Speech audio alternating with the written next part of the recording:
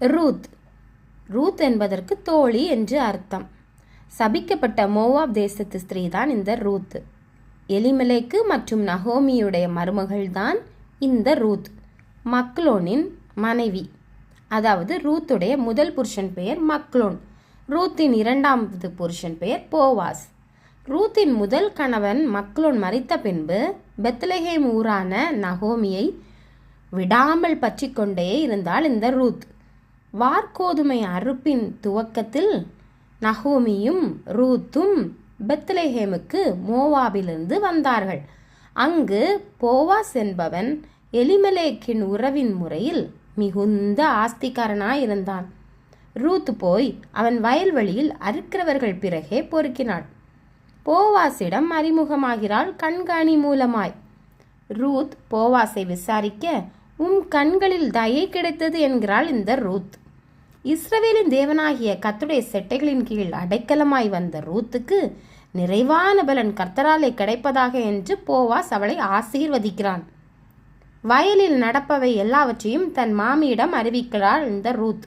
பின்னர் தன் மாமி கற்பித்தபடியெல்லாம் செய்கிறாள். மாமிக்கும் வயலில் கிடைப்பவைகளை கொண்டு வருகிறாள். போவாசும் ரூத்தை விவாகம் செய்கிறான். இருவருக்கும் ஓபேத் பிறந்தான். ஓபேத் ஈசாயை பெற்றான். ஈசாய் தாவீதை பெற்றான். இந்த சந்ததியில் வந்தவர்தான் நம் இரட்சகராகிய இயேசு கிறிஸ்து.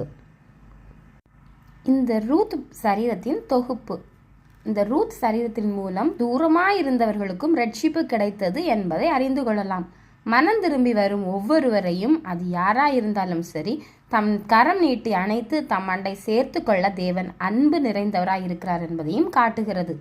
ரூத் அநேக உபத்திரவங்களை மோவாவில் இருக்கும்போது சந்தித்தவள், தன் கணவன் மாமனார் இறந்த விஷயத்தில். ஆனால் அந்த வழியில் தேவனை அண்டி வந்தாளே தவிர தூரம் போகவில்லை. இன்றைய தீர்மானம் நாளைய தலைமுறைக்கே ஒரு திருப்பத்தை உண்டாக்குகிறது என்பதை இந்த ரூத் புத்தகம் மூலம் அறிந்து கொள்ளலாம்.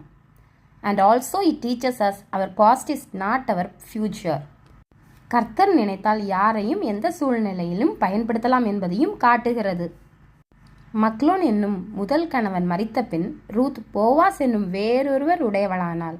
அதுபோல கிறிஸ்து என்னும் வேறொருடையவர்களாகனோம் நாமும் நியாயப்பிரமாணத்துக்கு மரித்தோம் என்று ரோமர் 7:4 எழுதியிருக்கிறது. கர்த்தரை விடாமல் பற்றி கொண்ட ரூத்துக்கு நிறைவான பலன் கிடைத்தது. கர்த்தரை விடாமல் பற்றி கொண்டு அவர் செட்டைகளின் கீழ் அடைக்கலமாய் வந்த நமக்கும் நிறைவான பலன் கிடைப்பதாக. ஆமேன்.